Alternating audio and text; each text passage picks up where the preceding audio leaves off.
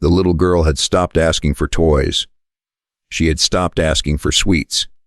She had even stopped asking when they would finally have a home again.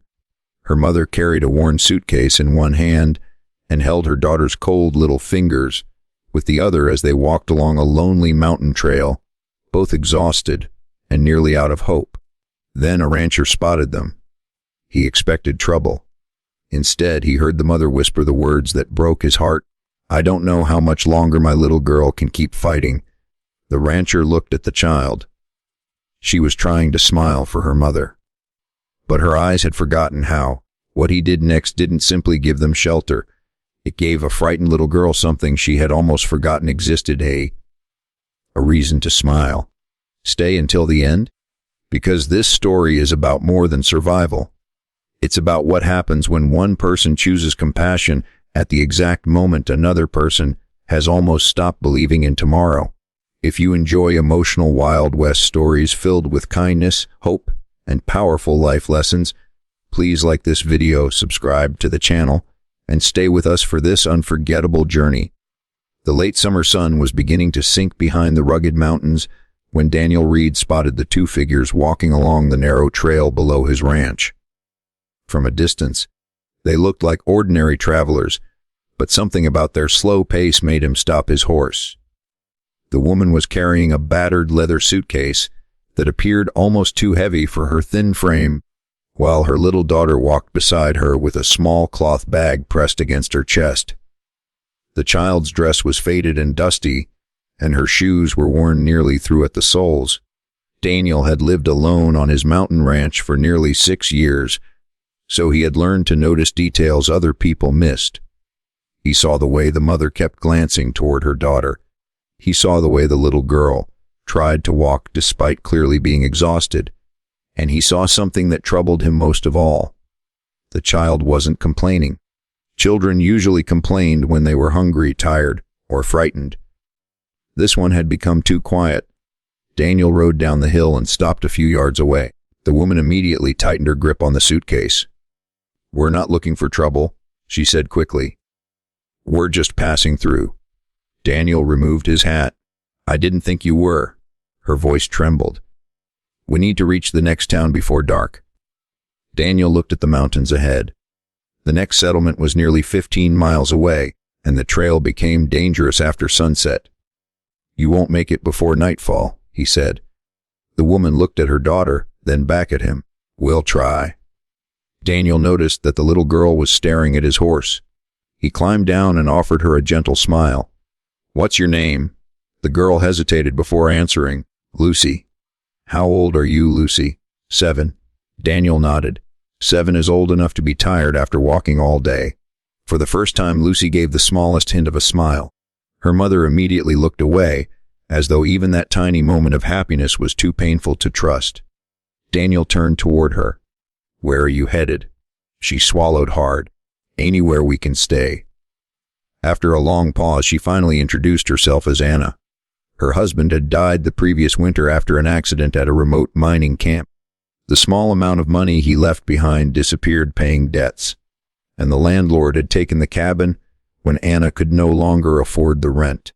She had spent months searching for work while keeping Lucy fed with whatever small jobs she could find. But over the last few weeks, Lucy had become increasingly weak. Anna had hoped to get her to a doctor in the next town, yet she no longer had enough money to pay for medicine or even a proper meal. Daniel looked at the child again. Lucy was holding her stomach quietly. He didn't need to ask why. How long since she had a good meal? Anna lowered her eyes. Yesterday morning. Daniel felt something tighten inside his chest. He had spent years protecting his land, his cattle, and his savings because he believed no one could ever protect his heart again after losing his wife. Yet standing in front of this mother and daughter, his own troubles suddenly seemed very small. He pointed toward the trail leading upward. "My ranch is less than a mile from here." Anna immediately shook her head. "We can't impose." Daniel interrupted gently. "You aren't imposing. I'm inviting you." She hesitated.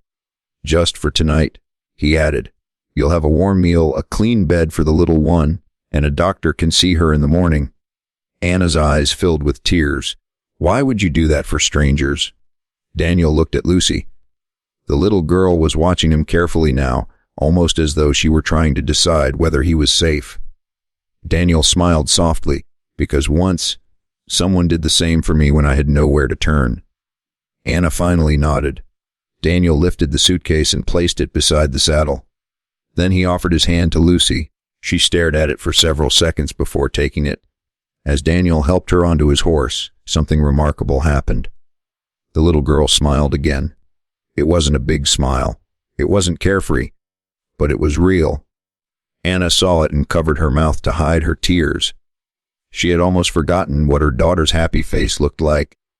And as they started toward the ranch beneath the fading golden sky, she had no idea that the man riding beside them would soon give her something more valuable than food or shelter. He would help her believe that her daughter's future might still contain joy. At Daniel's ranch, Lucy received warm food, a clean bed, and medicine from the town doctor. But Daniel soon discovered that her problem was deeper than hunger. She had stopped playing because her mother had taught her to stay quiet whenever money was scarce. Daniel began giving her small responsibilities around the ranch, feeding the chickens, gathering eggs, and watering flowers. Slowly, Lucy became interested again. One morning, she found an injured wild rabbit near the barn and carefully cared for it until it could walk. Daniel smiled and realized the little girl had a gift for caring for living things. He helped her build a small garden beside the cabin, and Lucy began growing flowers for people in town. Her mother, Anna, watched in amazement as the daughter she thought had lost all hope began laughing again.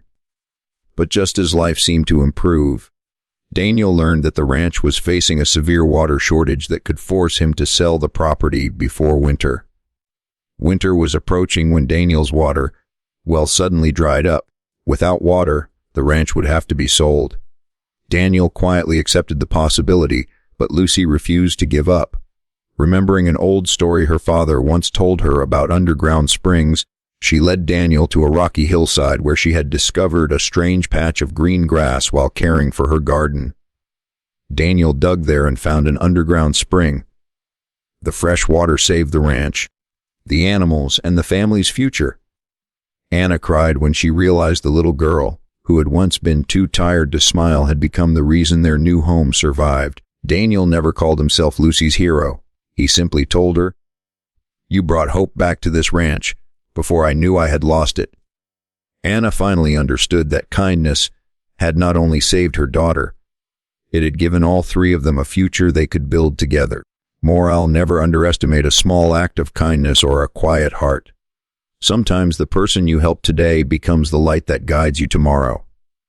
If this story touched your heart, please like this video, subscribe to the channel, and join us for more emotional Wild West stories filled with hope, kindness, and second chances.